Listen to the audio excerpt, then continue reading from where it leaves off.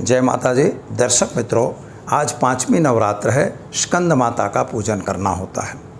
स्कंद माता यानी भगवान कार्तिकेय की माता, जो देवताओं के वास्तव रूप में जो देवताओं के सेनापति हैं। देवासुर संग्राम में वे उनके सेनापति बने थे। तारक नाम के दैत्य को मारने के लिए इनका जन्म हुआ था। उसने ऐसा वरदान मांग लिया था कि अगर कोई बच्चा 6 महीने का हो, 6 मुख का हो और ख़ास तौर पर उसकी 6 माताएं हों। अब यह एक विचित्र घटना थी। ऐसे समय में कैसे हो सकता है? तो इसको सब संभव कौन कर सकते हैं? तो हमारे देवी देवता लोग कर सकते हैं।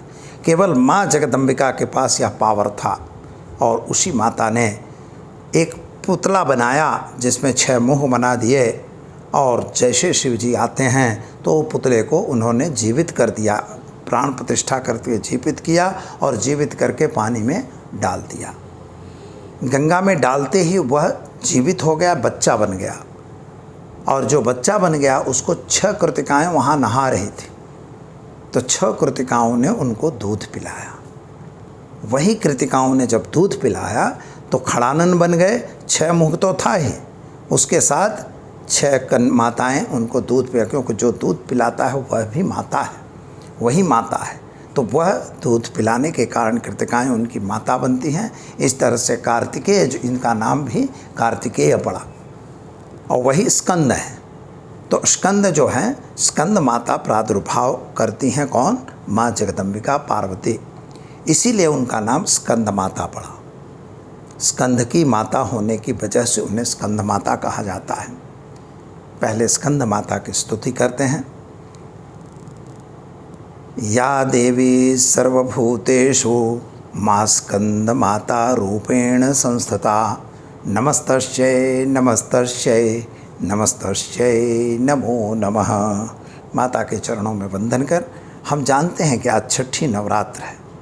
जैसे हमने मित्रों पहले बताया कि कुष्मांड अनाहत चक्र में रुधिर और लुप्त से हुआ जो कुष्मांड उत्पन्न हुआ, जो ब्रह्मांड के अंदर एक डिंब था जिसको हम देख नहीं सकते थे। सूर्यमंडल के अंदर वह डिंब छिपा हुआ था, क्योंकि आत्मा सूर्य आत्मा जगतस्तुश्च है, इसलिए वहाँ से यही डिंब से स्कंद की उत्पत्ति होती है। यानी 6ठी माता जो 5वीं माता जो बनती है वह स्कंद माता बनी। स्कंद का प्रादुर्भाव हुआ, दैत्यों का नाश हुआ और उनको सेनापति माना गया। अब यहाँ पर हम बात कर रहे हैं माता की। 4 भुजा वाली माता है, पद्मासन में बैठी रहती है।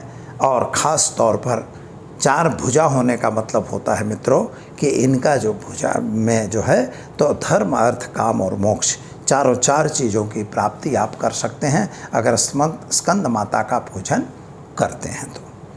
तो हमें पूजन तो करना ही है, क्योंकि नियमित रूप से वाहन आवाहन करना, आवाहन के बाद उनको पाद्य अर्घ आचमन देना, आचमन के बाद उनको स्नान वगैरह करवाना, वस्त्र उपवस्त्र देना और इसके बाद उनको फल वगैरह का भोग लगाना, श्रृंगार उनका करना। माता को श्रृंगार देना चाहिए। आज के दिन में विशेष तौर पर श्रृंगार देने का विधान विशेष है और फल भी उनको केला वगैरह का फल चढ़ाने का भी विधान बताया है। तो ऐसा करके माता का पूजन करिए और उनको प्रसाद वगैरह बांटिए। आरती वगैरह करना है। आरती के बाद क्षमा याचना, यह तो सामान्य नियम है, आपको करना ही चाहिए। तो दर्शक मित्रों, जिस तरह से आप पूजा माता की कर रहे हैं और क्षमा याचना करेंगे तो माँ अवश्य आप पर प्रसन्न होती हैं। अगर कोई त्रुटि रह गई है तो क्षमा याचना से वह त्रुटि दूर हो जाती है। मित्रों, इन सभी माताओं से कौन से रोग मुख से आप मुक्त हो सकते हैं, कौन सी बीमारी होती है और कौन इसकी औषधि है और क्या प्रसाद चढ़ाना चाहिए, यह हमने एक शॉर्ट वीडियो बनाया हुआ है। जिन शॉर्ट वीडियो हर एक माताओं का आपको हमारी चैनल पे मिल जाएगा, तो कृपया आप चैनल को सब्सक्राइब करके देख सकते हैं। अब हमें माता का प्रयोग करना है कि मान लीजिए कोई अभीष्ट इच्छा है, ख़ास तौर पर जिनको संतान प्राप्ति नहीं हो रही है या पति पत्नी के बीच का कुछ रिलेशन बिगड़ा हुआ है, तो उनको यह प्रयोग ज़रूर करना चाहिए। घर में सामान्य रूप से जो वस्त्र, एक सफ़ेद वस्त्र पाटले बाजोट पर रख के और उस पर 9 सुपारी चावल से 9 ढकली बनाना है, उस पर सुपारी और सिक्के रखना है और सफ़ेद पुष्पों से पूजन करना है। और इसके अतिरिक्त सफ़ेद चंदन उन पर लगाना चाहिए। सुपारियों पर चावल अक्षत वगैरह डालिए, अबीर गुलाल कंकु भी डालिए। सफ़ेद बर्फ़ी की मिठाई वहाँ पर भोग लगानी चाहिए। फल अवश्य रखें, केला ज़रूर होना चाहिए, बाकी जो भी फल आप रखते हैं वह भी चलता है। और फल वगैरह रख के आरती करके मंत्र का जप करना आवश्यक है। तो मंत्र है, या देवी सर्वभूतेषु मां स्कंद रूपेण संस्थिता नमस्तस्यै नमस्तस्यै नमस्तस्यै नमो नमः। इस मंत्र की 1 माला, 2 माला, 3 माला जितनी हो सकती है करिए।